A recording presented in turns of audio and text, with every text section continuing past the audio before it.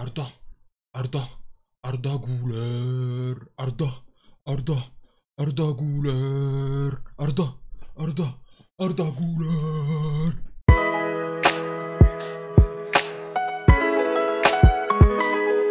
Salut Madrilène, salut Merengue, salut mes galactiques, j'espère que vous allez tous très bien. Les gars, victoire du Real Madrid 2-1 face à Majorque, c'était un match affreux. Enfin, je trouve que c'était un match affreux. Alors déjà, avant de commencer, comme la dernière fois, comme le dernier débrief, merci beaucoup à toutes les personnes qui sont venues sur le live, en direct, comme ils leur poussent, etc. N'oubliez pas que cette année, je fais les matchs en direct, je les commente en direct, ça me permet d'échanger un petit peu avec vous, etc. N'hésitez pas à venir, à chaque rencontre du Real Madrid, je suis là. Il n'y a que la semaine dernière où malheureusement j'ai pas pu faire mon débrief, mais j'ai fait le live, il n'y a pas de problème. Après il y a eu des problèmes qui ont fait que j'ai pas pu mettre la vidéo du débrief parce que en général je mets aussi les buts sur mes différents réseaux, même en short sur la chaîne. Vous pouvez aller voir, il y a tous les buts du Real Madrid quasiment. Quand il y a les droits, en Ligue des Champions c'est un peu plus compliqué, mais en Liga j'arrive à trouver plus ou moins des astuces. Sinon, les gars, n'hésitez pas à vous abonner à tous les réseaux et n'hésitez pas à venir me voir. Voilà, ça c'est dit, ça c'est fait, on le met de côté, on oublie, on s'en fout. Maintenant, ce qui nous intéresse, c'est le match. Alors, les gars, comme j'ai dit, le match face à Majorque n'était pas un bon match. Alors, ça ressemblait à celui face à Osasuna, ça ressemblait à celui un petit peu plus compliqué que face à Real Oviedo, mais c'est plus ou moins pareil. Ça veut dire une première période très bien gérée. Honnêtement, la première période, à chaque fois, on entame très bien les matchs. Contrairement à l'année dernière où on entamait très mal les matchs, cette année, on les entame très bien. Malheureusement, en seconde période, alors je ne sais pas si c'est la fatigue, si c'est le fait de... Comment dire, de digérer la préparation physique ou quoi, ou le fait qu'il y a eu la Coupe du Monde des clubs qui a fatigué beaucoup les organismes et tout ça. Mais en deuxième période, c'est vrai que très souvent, on lève le pied et très souvent, les adversaires arrivent à se créer des occasions. Là, pour le coup, c'était pas le cas, ça va. Genre, on a assez bien défendu. Mais en deuxième période, on a vu que par rapport à la première période, on avait beaucoup moins de ballons. Ça a un petit peu... Bon, après, on va pas se mentir, hein, il y avait aussi le fait que Majorque était dans l'obligation d'égaliser.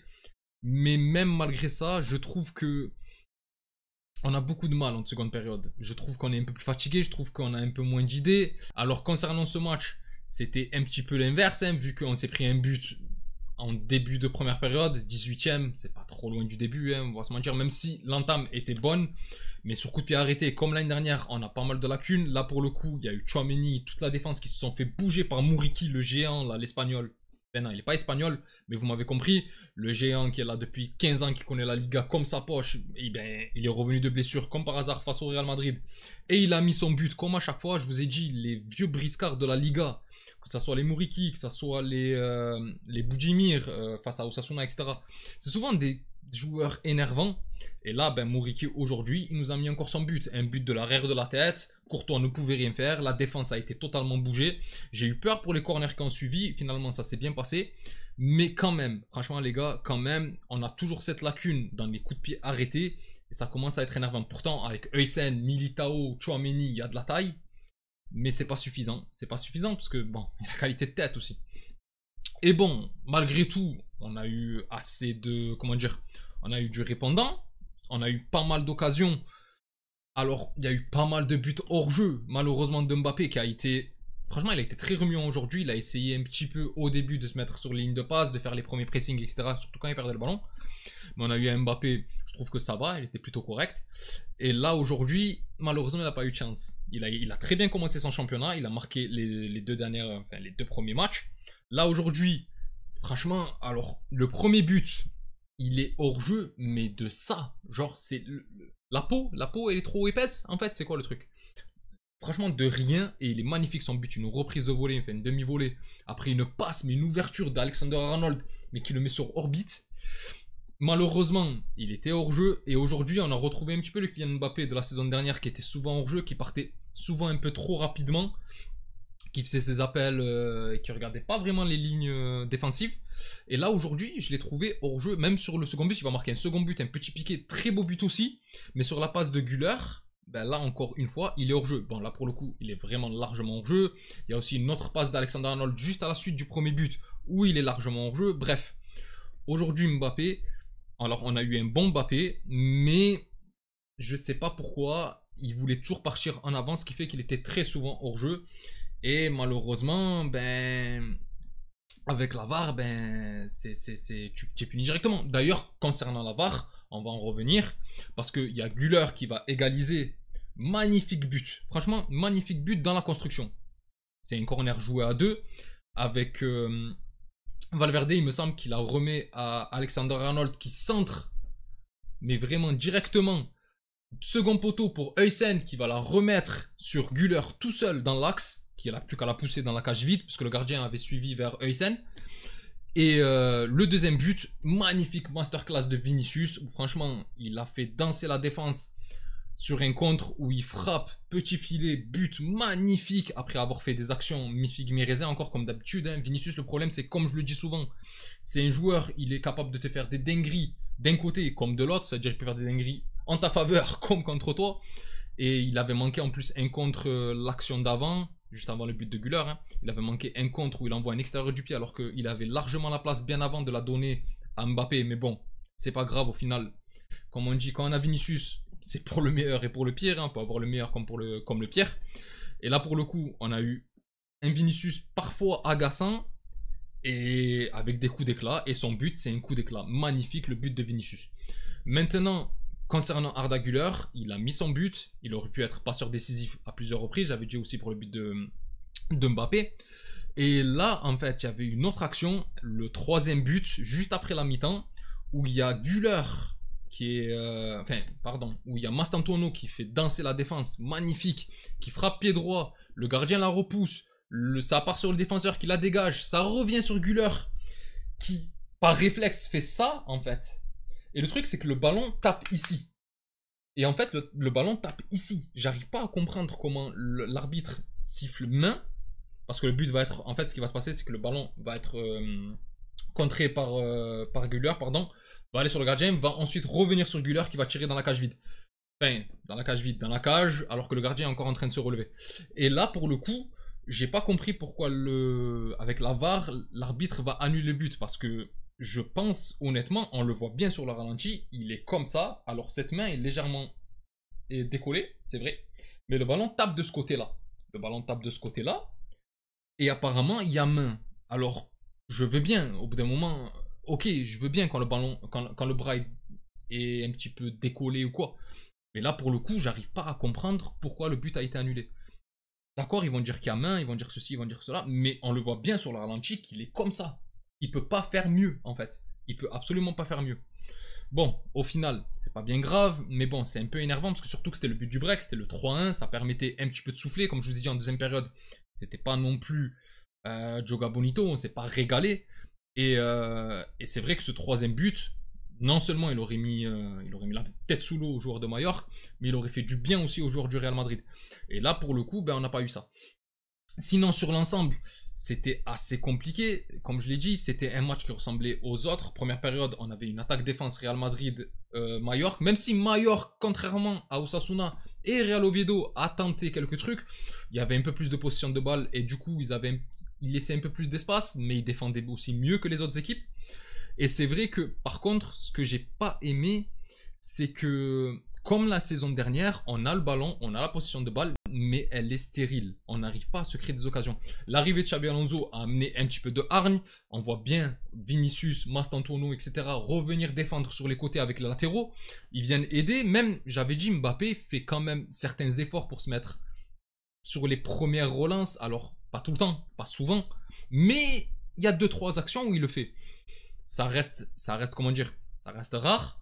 Mais c'est plaisant, franchement c'est plaisant.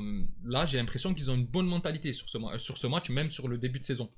Mais le problème c'est que malgré ça, on a beaucoup de lacunes. J'avais dit les coups de pied arrêtés, j'avais dit la stérilité de la possession de balle, au final on a le ballon pour rien. Donc du coup, ça c'est des choses, il va falloir les travailler. Là il y a la trêve qui va arriver. Alors je sais pas si Xabi Alonso va en garder beaucoup. On a vu par exemple que Carlo Ancelotti n'avait pas appelé de joueurs du Real Madrid durant cette trêve. Je pense honnêtement, bon, Hendrik, on le sait, lui il est blessé, c'est autre chose, mais Rodrigo, Vinicius, Militao, etc., on a très bien compris, c'est pour permettre à Xabi Alonso de pouvoir travailler avec eux durant cette trêve. Enfin, du moins, c'est ce que je me dis, hein, parce qu'il n'y a, y a pas de raison de ne pas prendre Vinicius, Rodrigo, etc. dans l'effectif du Brésil. Et là, pour le coup, on va les garder durant cette trêve, donc Xabi Alonso va pouvoir travailler avec ces joueurs-là quand même s'il aura beaucoup de jeunes, il aura les Gonzalo, il aura tout ça. Ça lui permettra aussi de travailler avec les Brésiliens.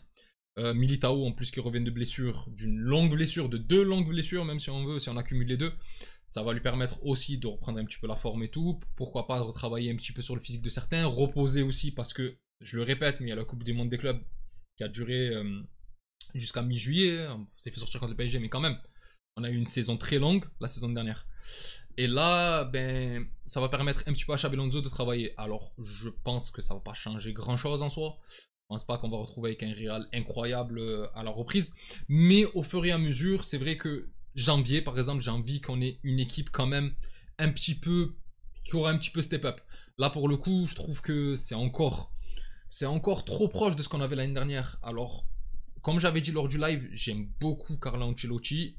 Peut-être qu'en fin de carrière, il avait plus d'idées. Peut-être qu'il était bloqué par rapport aux supérieurs. Peut-être que Perez voulait que certains joueurs jouent, etc. etc. Il n'y a pas de problème là-dessus. Et là, avec l'arrivée de Xabi Alonso, qui aime bien faire tourner, qui aime bien les jeunes, qui aime bien ceci, qui aime bien cela. Alors, je m'attendais à un peu plus de folie. Il y en a un peu plus que la saison dernière, mais c'est pas suffisant. Au milieu de terrain, on a toujours ce côté stérile où ça joue à la baballe, où ça tourne beaucoup, où ça crée pas grand chose. Devant, malheureusement, même si j'aime beaucoup Mbappé, qui est un tueur, et cette saison, honnêtement, j'ai l'impression que on va avoir un tout autre Mbappé et j'espère vraiment, parce qu'on va parler aussi du tirage au sort de Ligue des Champions, mais j'espère vraiment qu'on va avoir un Mbappé qui aura pas de coup de mou comme la saison dernière. Et là, ben, je me dis que avec tout ça, tout ce qui arrive et tout, il y a possibilité de faire mieux et il va falloir le faire. Sinon, comme j'ai dit, concernant la Ligue des Champions, bon, vous avez vu le tirage. Je pense que la plupart des personnes connaissent les adversaires du Real Madrid. On a l'équipe kazakh. J'ai pas envie d'écorcher le nom. Je me rappelle plus comment elle s'appelle. Je suis désolé. Il me semble que c'est Amari Kaira ou un truc comme ça. Amari Kaira. Bref, je sais plus comment elle s'appelle. C'est une équipe kazakh. Déplacement qui va être compliqué. Aller jusqu'à là-bas, ça va être un long déplacement. Heureusement que normalement c'est une équipe abordable. Il y a aussi le déplacement à l'Olympiakos qui va être compliqué. Il y a aussi le déplacement à Anfield où franchement j'espère vraiment que par rapport à l'année dernière on va montrer un tout autre visage parce que c'est pas possible. La rencontre qu'on a fait la saison dernière elle était honteuse. Bon du coup comme j'ai dit on n'aura pas le même Mbappé, on n'aura pas les mêmes joueurs, on n'aura peut-être pas la même envie avec les... comment dire, avec les nouvelles recrues. Il y aura Trent Alexander-Arnold qui va faire son retour aussi à Anfield. Il va sûrement se faire chahuter, on va voir ce que ça va donner. Mais franchement les gars, j'attends beaucoup de cette Ligue des Champions. Et je trouve que on a quand même un tirage qui est assez compliqué. Parce que là je vous ai parlé de ces équipes-là. Il y a aussi la réception de Monaco, la réception de City, la réception de la Juventus, la réception de l'OM. Et le dernier, il me semble que c'est le déplacement à Benfica. Et ça sera le dernier match en plus à jouer, ça sera fin janvier. Donc, et les deux derniers matchs, ça sera Monaco et Benfica. Donc, j'espère qu'on fera le plein chez nous. Il n'y a pas de problème. J'espère qu'on sera cette fois-ci classé bien plus haut aussi. J'ai pas envie de passer par les 16e de finale. Là, le barrage, c'est insupportable. Alors, je sais pas le City qu'on aura en face, mais j'espère qu'on va les taper. Je sais pas le Liverpool qu'on va avoir en face. Mais avec les recrues et tout, ça risque d'être compliqué. Florian Wirtz, dont on parlait beaucoup au Real Madrid, qui devait venir, que j'aurais aimé voir venir avec Xabi Alonso. Finalement, il sera dans l'équipe adverse. On a aussi Benfica, Carreras qui va retrouver Benfica. Il y a pas mal de... Il y a aussi Mbappé l'OM. Ça va être rigolo. Moi, vous l'entendez en accent, donc je viens du sud. Donc, forcément, c'est un match qui est assez particulier pour moi. Je vais le faire en live aussi. Franchement, je sais pas si je vais être content ou pas du score final. Mais bon, je suis un amoureux du Real Madrid. Donc, je suis toujours plus Real Madrid qu'OM. Mais c'est vrai que j'aurais aimé que les adversaires... Enfin, qu'elles ne s'affrontent pas ces deux équipes. Mais bon, dans tous les cas...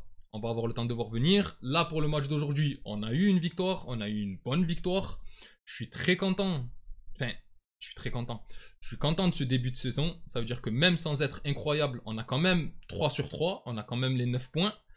Il me semble que demain, le Barça va jouer. Il va falloir, j'espère, qu'ils perdent des points. Histoire qu'on leur mette un petit trou, qu'on commence un petit peu à creuser l'écart. La saison dernière, on avait très mal commencé. Cette année, on la commence bien mieux. Mais bon, l'essentiel a été fait comme j'ai dit, la victoire. Et encore merci à Vinicius et Arda Güler. Enfin bref, un Galactique, c'est tout pour moi pour ce débrief qui est un peu plus court que celui de d'habitude. Je vous remercie tous. Dites-moi ce que vous avez pensé du match dans les commentaires. Si la vidéo vous a plu, n'hésitez pas à liker et à vous abonner. C'est un soutien très important pour la chaîne. Et je remercie toutes les personnes qui prennent le temps de le faire. Vous êtes les meilleurs. Pour les autres, on se retrouvera sûrement pour une vidéo durant la trêve où je parlerai soit de la fin du mercato, soit encore une fois de la Ligue des Champions en parlant véhément. Mais là, parce que là, j'ai parlé très vite fait de la Ligue des Champions. Mais je referai une vidéo bien plus complète. Sinon, après la trêve, pour les matchs, d'ici là, je vous souhaite une excellente journée ou soirée selon l'heure à laquelle vous regardez cette vidéo. Prenez tout soin de vous. Et encore et toujours, hasta le final. Vamos Real. Salut.